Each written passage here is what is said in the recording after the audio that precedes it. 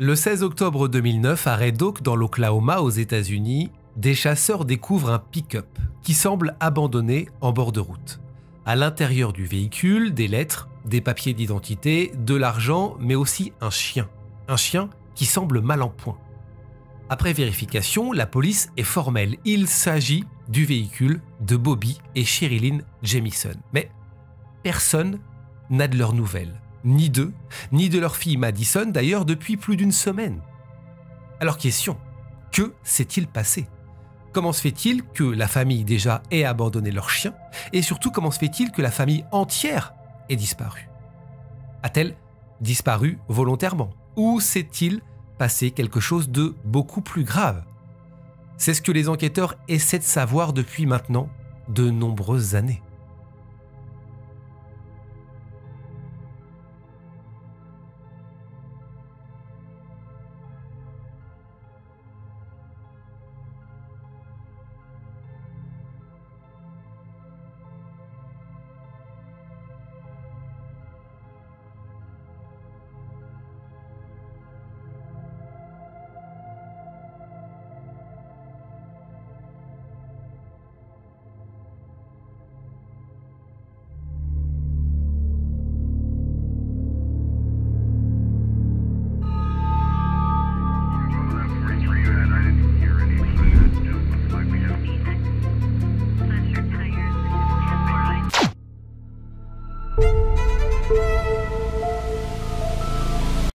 Bonjour à tous, soyez les bienvenus, c'est un plaisir de vous accueillir sur ma chaîne. Aujourd'hui, on va revenir encore une fois sur une affaire très mystérieuse. Je vous le dis tout de suite, c'est une affaire qui n'est pas vraiment résolue dans la mesure où on ne sait pas réellement ce qui s'est passé, mais je vous conseille de rester jusqu'à la fin de la vidéo parce que les hypothèses que l'on va avancer ensemble sont évidemment très troublantes et parmi les hypothèses, il y a sûrement la vérité. J'attends évidemment vos avis en commentaire, on en discute ensemble. On perd pas de temps, rentrons dans l'incroyable histoire de la famille Jamison. Bobby Dale Jamison est né le 4 août 1965 à Eufaula dans l'Oklahoma aux États-Unis. Il est le fils de Bob Dean, un vétéran de l'armée américaine reconverti en homme d'affaires spécialisé dans la reprise de stations-service, et de Starlet Jean Jamison. En 2002, Dale Jamison rencontre Sherilyn, une jeune femme née le 5 novembre 1968, également à Eufaula, et qui a déjà de son côté un enfant d'un premier mariage, un fils nommé Colton.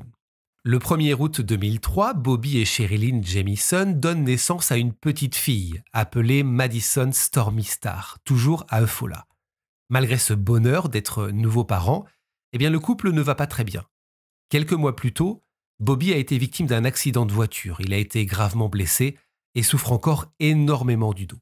Il prend des antidouleurs d'ailleurs, des antidouleurs très puissants. Mais rien n'y fait, ça ne passe pas. Sherilyn, sa femme, a également des soucis de santé, elle souffre de troubles bipolaires. Alors, ce n'est pas nouveau, elle est suivie pour ces troubles depuis des années maintenant, elle prend un traitement médicamenteux, mais qui ne semble pas toujours efficace. En fait, ce traitement ne semble pas contrôler totalement sa bipolarité. Et ça entraîne des épisodes de dépression sévères chez Sherilyn.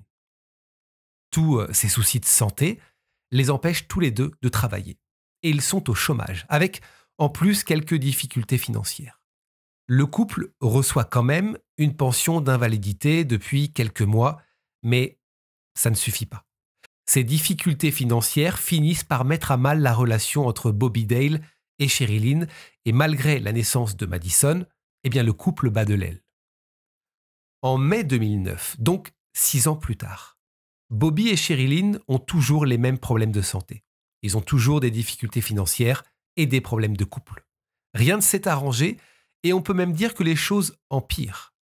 Les relations entre Bobby Dale et ses parents deviennent en plus de ça particulièrement conflictuelles et petit à petit Bobby, Sherilyn et Madison se replient sur eux-mêmes. En fait, à partir de là, ils ne voient plus grand monde et donnent peu de nouvelles à leurs proches et ça c'est important pour la suite. D'ailleurs, Bobby va carrément porter plainte contre ses parents. Il assure que son père, Bob Dean, et sa mère, Starlet Jamison, l'ont incité à travailler gratuitement dans l'une de leurs stations-service d'Oklahoma. Il lui aurait promis en échange de lui donner des parts dans l'entreprise. Mais rapidement, les parents de Bobby vendent cette station-service sans donner un centime à leur fils. Bobby estime donc que ses parents lui doivent plus de 10 000 $ pour le travail qu'il a fourni dans l'entreprise. Clairement, en plus, cet argent, il en a besoin. Il réclame également 2 voitures, mais l'affaire ne va pas vraiment plus loin. À peu près au même moment de cette histoire, Bobby dépose une ordonnance de protection à l'encontre de son père, Bob Dean. Né en 1942 dans l'Oklahoma, le père de Bobby est âgé de 67 ans. On l'a dit un peu plus tôt, c'est un vétéran de l'armée américaine et depuis qu'il est sorti de l'armée, il fait des affaires en rachetant des stations-service, entre autres. Ça, c'est la version officielle. Parce que Bobby, lui, assure que son père a un tout autre business. Selon lui, son père est impliqué dans, je cite, « les prostituées, les gangs et la méthamphétamine ». Bobby assure même à la police que lui, sa femme Sherilyn et sa fille Madison craignent pour leur vie et que son père, Bob Dean, a menacé de tuer tout le monde à plusieurs reprises. Mais l'ordonnance de protection est rejetée par la justice le 18 mai 2009, le juge estimant qu'il n'y avait aucun élément prouvant que Bob Dean était dangereux ou menaçant envers la famille. Du côté de la justice, l'affaire s'arrête là. Mais pour Bobby, le conflit continue. À ce moment-là, et malgré les difficultés financières, Bobby et Sherilyn Jamison vivent dans une jolie maison au bord du lac Eufaula, avec donc leur fille Madison, qui est âgée de 6 ans, et leur petite chienne, nommée Maisie. Mais la famille a des envies de changement, des envies d'ailleurs, des envies de s'éloigner des parents de Bobby et de son père en particulier. Le couple a alors une idée. Depuis quelque temps, ils possèdent un conteneur en fer qu'ils ont fait installer dans leur jardin. Le genre de gros conteneur fait pour transporter des marchandises en bateau, par exemple. Et ils décident de chercher un terrain à vendre pour déposer ce conteneur et y vivre. C'est une idée assez étrange, puisque ce genre de conteneur n'a pas de fenêtre. C'est pas très grand non plus. Quoi qu'il en soit, c'est ce que Bobby et Sherilyn souhaitent faire à ce moment-là. Et ils se mettent donc en quête d'un terrain à acheter toujours dans l'Oklahoma, mais un peu plus éloigné de Fola. En juillet 2009, c'est un nouveau coup dur pour la famille Jamison. L'ex-mari de Sherilyn obtient la garde exclusive de leur fils Colton, issu donc du premier mariage. Le garçon est à ce moment-là âgé de 12 ans et il assure que sa mère est souvent déprimée et qu'elle agit, je cite, souvent bizarrement. La décision de justice est très difficile pour Sherilyn. Elle avait l'habitude d'avoir son petit une semaine sur 2. Elle fait alors une tentative de suicide au mois de septembre. Une tentative ratée qui l'enverra tout de même à l'hôpital quelques jours.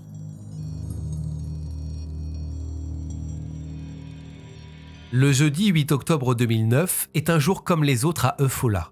Il ne fait pas spécialement beau, mais il fait doux. Et il y a de l'activité dans le quartier dans lequel la famille habite. Bobby, Sherilyn et Madison quittent leur maison de Fola. Rien d'inquiétant, ils n'ont pas du tout l'air de partir définitivement, mais plutôt en promenade, comme s'ils allaient simplement faire des courses ou promener leurs chiens. Ils montent, tous les trois, à bord de leur voiture, un pick-up blanc, avec leur petite chienne Maisie, et roulent en direction de Red Oak, à environ 80 km de leur domicile. C'est une sortie plutôt excitante pour eux, puisque là-bas, ils doivent aller voir un terrain de 20 hectares qui est à vendre et sur lequel ils souhaitent installer le fameux container qu'ils veulent aménager. Ils n'ont pas rendez-vous ce jour-là avec le propriétaire du terrain. Ils veulent simplement voir par eux-mêmes ce que ça donnerait. Ce jour-là, leurs voisins à Eufaula les aperçoivent monter dans leur voiture et partir, sans savoir où ils doivent se rendre. Ils ne se doutent pas qu'à partir de là, ils ne les reverront plus jamais. Ils ne les reverront jamais puisqu'après ça, plus personne n'a de nouvelles de Bobby, Sherilyn et Madison. Ça n'inquiète pas grand monde finalement au tout départ, puisque je vous l'ai dit, la famille n'est pas du genre à donner de nouvelles très souvent. Comme on l'a dit, ils sont en froid avec les parents de Bobby, ils ne voient pas souvent la mère de Sherilyn, qui s'appelle Connie Cocotan. Ils n'ont pas beaucoup d'amis, ils appellent très rarement leurs proches, donc personne ne se rend vraiment compte que la famille n'est plus là, que la famille a disparu. Jusqu'à ce jour. Le vendredi 16 octobre 2009, des chasseurs découvrent un pick-up blanc qui semble abandonné depuis plusieurs jours en bord de route à Red Oak, à donc 80 km du domicile de la famille. Les chasseurs s'approchent du véhicule, regardent à l'intérieur et découvrent des documents, des papiers d'identité, différentes affaires, mais aussi et surtout un chien. Un chien qui a l'air en très mauvais état. Les propriétaires du pick-up, en revanche, ne sont pas là. Les chasseurs préviennent alors la police locale qui se rend immédiatement sur place. Le véhicule est rapidement ouvert par la police pour libérer la chienne et la voiture est identifiée comme étant celle de la famille Jamison. Problème, ils sont injoignables. Et en contactant leurs proches, la police se rend compte que personne n'a en fait de nouvelles de Bobby, Sherilyn et Madison Jamison. Depuis plusieurs jours. Commence alors une enquête de grande ampleur pour tenter de comprendre pourquoi cette voiture est abandonnée à ce niveau-là. Avec en plus de ça, une chienne qui n'a visiblement pas mangé depuis 8 jours. Et la question qui inquiète vraiment les enquêteurs, c'est où est passée la famille? La police commence évidemment par fouiller l'intérieur du pick-up. Elle retrouve le portefeuille et le téléphone portable de Bobby, le sac à main de Sherilyn, mais aussi des boîtes de médicaments vides, des lettres et 32 000 $ en liquide cachés sous le siège du conducteur. L'hypothèse d'une mauvaise rencontre ou d'un vol qui aurait mal tourné semble donc peu probable, sinon évidemment les malfaiteurs auraient pris l'argent. Et celle d'un départ volontaire de la famille semble peu crédible aussi. Ils ne seraient pas partis sans l'argent, c'est ce que se disent les enquêteurs. Et en plus de ça, en laissant leur chienne que Bobby et Sherilyn aimaient profondément. Alors que s'est-il passé? À l'intérieur du téléphone portable de Bobby, la police remarque qu'une photo de Madison a été prise le jour où la famille a quitté son domicile le 8 octobre 2009. Alors, ça ne prouve pas grand-chose, hormis que la petite fille était toujours en vie ce jour-là. Et que depuis le 8 octobre, aucune activité n'a été enregistrée sur le téléphone portable de Bobby. La famille se serait donc bien volatilisée ce jour-là. Le vendredi 16 octobre 2009, jour de la découverte du véhicule, une enquête pour disparition inquiétante est ouverte et de gigantesques recherches sont organisées par le shérif du coin qui s'appelle Israël Beauchamp près de Red Oak pour tenter de retrouver Bobby, Sherilyn et Madison. Des fouilles décrites comme les plus spectaculaires jamais menées en Oklahoma. 1 millier de volontaires participent aux recherches à pied, mais aussi à cheval et en VTT, sur des chemins qui peuvent être parfois difficiles d'accès. 13 équipes avec des chiens spécialisés dans la recherche de cadavres sont déployées. Des hélicoptères sont réquisitionnés. Mais malgré tout ce déploiement, rien ne permet de comprendre ce qui est arrivé à la famille. Plusieurs chiens ont quand même suivi une piste jusqu'à un château d'eau, non loin du lieu où la voiture a été découverte. Le bâtiment a été drainé à la recherche de corps, mais rien n'a été retrouvé. De leur côté, les enquêteurs tentent d'avancer avec ce qu'ils ont trouvé dans la voiture.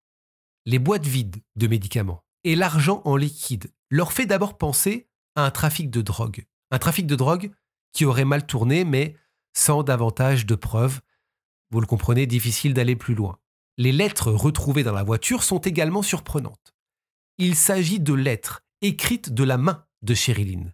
11 pages, dans lesquelles elle semble s'adresser à son mari, avec beaucoup de haine d'ailleurs. Dans cette lettre, elle dit à Bobby qu'il ne s'occupe pas de leur fille Madison, qu'il est solitaire, qu'elle déteste ça et qu'elle voudrait, écoutez bien, divorcer. À ce moment-là, la police s'oriente donc vers un règlement de compte entre Bobby et Sherilyn. Mais aucune trace de lutte n'est retrouvée ni dans la voiture ni autour du véhicule. Il n'y a pas de sang en plus de ça.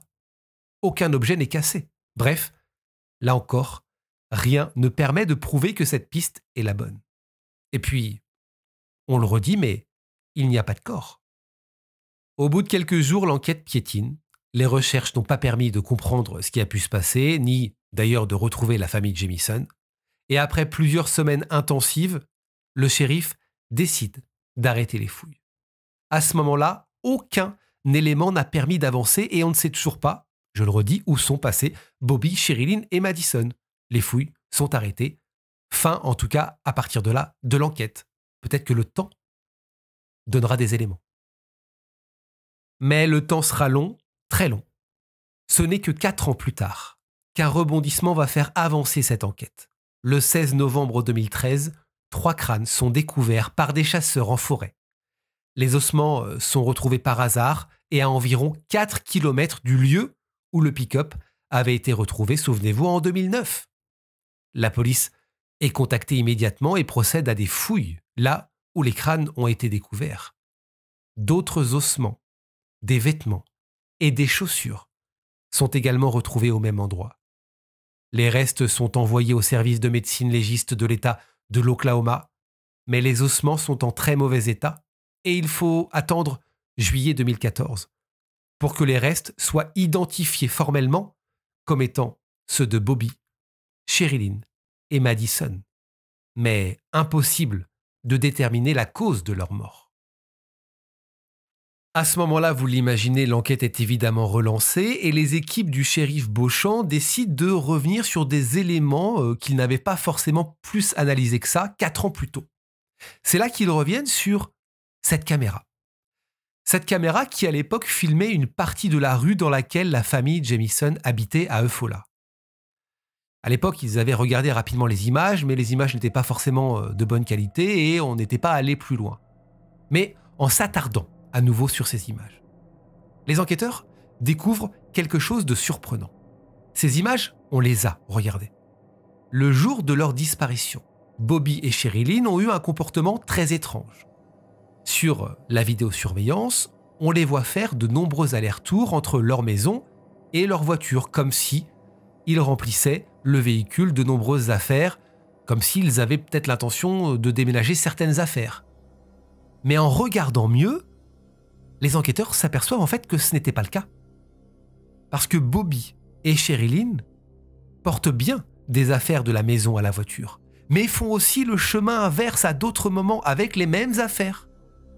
En fait, ils n'arrêtent pas d'apporter des objets qu'ils déposent dans leur voiture, puis qu'ils reprennent et rapportent dans la maison. Ça n'a aucun sens. Et plus surprenant encore, ils ne sont pas toujours habillés pareil, alors que les images sont bien filmées à quelques minutes d'intervalle. Pendant ces 30 ou 40 allers-retours étranges, Bobby et Sherilyn ne se parlent pas. Ils ne semblent avoir aucune interaction. Après, comme vous le voyez, les images ne sont pas très fluides, ce sont plutôt des photos prises à quelques secondes d'intervalle et elles sont de mauvaise qualité, donc difficile de se faire un avis là-dessus. Enfin, dernier élément troublant, un élément difficile à voir pour nous, mais qui a été révélé par la police. Sherilyn semble à un moment donné déposer une mallette marron dans la voiture. Personne ne semble rapporter cette mallette dans la maison. Donc, dans tous les allers-retours qu'ils auraient faits, et vous savez, les affaires qu'ils auraient emmenées à la voiture et ramenées à la maison, seule la mallette est restée donc dans la voiture. Pourtant, cette mallette n'a jamais été retrouvée, ni dans la voiture lorsqu'on a retrouvé le pick-up quelques années plus tôt, ni dans la maison. Et selon Connie Cocotan, vous savez, la mère de Sherilyn, cette mallette, écoutez bien, contenait un pistolet appartenant à sa fille. Et cette mallette pourrait aussi contenir beaucoup d'argent. La question que tout le monde se pose à ce moment-là, c'est où est passée cette fameuse mallette ?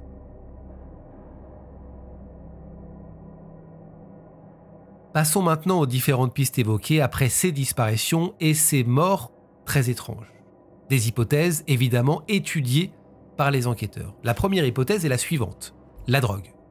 On l'a dit, lors de la découverte du pick-up à Red Oak, des boîtes de médicaments vides et 32 000 $ en cash ont été retrouvés, ce qui pourrait laisser penser à un trafic de drogue.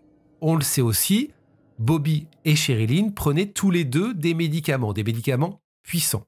L'un pour son mal de dos, l'autre pour ses troubles bipolaires. Aurait-il revendu ces médicaments pour se faire de l'argent ou vendait-il d'autres drogues ? Que contenait la mallette déposée dans la voiture et qui n'a pas été retrouvée ? Les enquêteurs se sont également orientés vers ce trafic de drogue possible suite aux images de vidéosurveillance. Parce que le comportement de Bobby et de Sherilyn est si étrange qu'ils se sont demandé si le couple n'était pas drogué à ce moment-là. Mais les familles de Bobby et de Sherilyn ne croient pas en cette hypothèse et ont écarté cette piste, une piste qui n'a d'ailleurs rien donné. L'hypothèse numéro 2, évoquée, c'est un règlement de compte du père de Bobby, Bob Dean Jamison. Rappelez-vous, Bobby avait demandé une ordonnance de protection à l'encontre de son père, ordonnance qui avait été rejetée par la justice. Il assurait que Bob Dean l'avait menacé, lui et toute sa famille, à plusieurs reprises. Mais aucun élément n'a jamais permis de suspecter Bob Dean Jamison dans cette affaire, qui est d'ailleurs mort en décembre 2009, soit 2 mois seulement après la disparition de Bobby, Sherilyn et Madison. Jack Jamison, l'oncle de Bobby, a d'ailleurs assuré à la police que Bob avait des soucis de santé au moment de la disparition de la famille, qu'il était en maison de convalescence ou à l'hôpital, et qu'il n'était en tout cas pas en état de commettre ou de commanditer les meurtres de Bobby, Sherilyn et de Madison. La troisième hypothèse qui est évoquée, c'est un règlement de compte intrafamilial. On l'a dit, avec la découverte des lettres écrites par Sherilyn, ses troubles bipolaires et la disparition de son pistolet, cette hypothèse semble possible. Sherilyn aurait pu tuer son mari et sa fille avant de se suicider, ou inversement. Furieux des envies de divorce de sa femme Sherilyn, Bobby aurait pu tuer sa femme et sa fille avant de mettre fin à ses jours. Dans l'une de ses lettres, Sherilyn avait écrit, je cite, « Je ne voudrais pas que ma fille soit élevée en famille d'accueil, parce que tu es en prison pour tentative de meurtre et que sa mère soit morte. » Ce qui peut laisser penser que Bobby avait parfois des accès de violence non connus. Mais l'état des ossements retrouvés n'a pas permis d'identifier, ni de dater d'ailleurs, la mort des 3 victimes. Et puis, en cas de suicide, je pense que vous vous êtes fait la réflexion, l'arme utilisée aurait été retrouvée près des corps. Et enfin, selon les proches du couple, Bobby comme Sherilyn auraient été incapables de faire du mal à leur fille. La quatrième hypothèse qui a été évoquée, un peu plus farfelue, celle d'un rituel satanique. Si ça paraît un peu moins probable qu'un simple meurtre, cette piste a quand même été étudiée pour plusieurs raisons. La première raison, ce sont ces tags. Des tags retrouvés sur le container dans leur propriété à Eufaula, un container donc qu'ils avaient déjà acheté. Des tags disant ceci. 3 chats ont été tués à ce jour par des gens de la région. Les sorcières n'aiment pas que leur chat noir soit tué.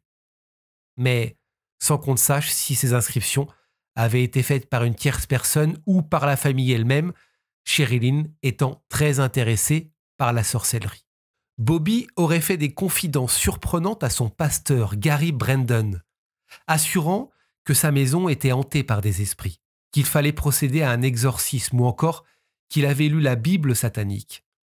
C'est aussi la piste privilégiée par la mère de Sherilyn, Connie Cocotan. Elle assure que sa fille figurait sur la liste noire d'une secte présente dans le sud-ouest de l'Oklahoma, mais sans jamais nommer cette secte. D'autres hypothèses ont été évoquées dans cette affaire. La famille aurait pu se promener simplement dans la forêt et se perdre, la zone étant très boisée et difficile. Ou encore, il s'agirait d'un coup monté. Les ossements ne leur appartiendraient pas et la famille ferait partie du programme de protection des témoins du FBI. Ça rappelle une affaire beaucoup plus récente, celle de Xavier Dupont de Ligonnès, si vous croyez la sœur de Xavier dans son dernier livre. C'est ce qu'elle raconte concernant cette affaire. Difficile donc de se faire un avis sur ces différentes pistes. Celle que je trouve moi la plus probable serait celle de l'intervention d'un tiers. Un meurtre donc, puisque aucune arme n'a été retrouvée près des corps et qu'une mystérieuse mallette a disparu. Mais par qui Bobby, Sherilyn et Madison auraient-ils été tués? C'est la question. N'hésitez pas d'ailleurs à me donner votre avis en commentaire, j'ai hâte de savoir ce que vous en pensez. Quoi qu'il en soit, 15 ans après leur disparition, 11 ans après la découverte des corps, on ne sait toujours pas ce qui est arrivé à Bobby, Sherilyn et Madison Jamison. Les circonstances de leur disparition très mystérieuse n'ont jamais pu être expliquées.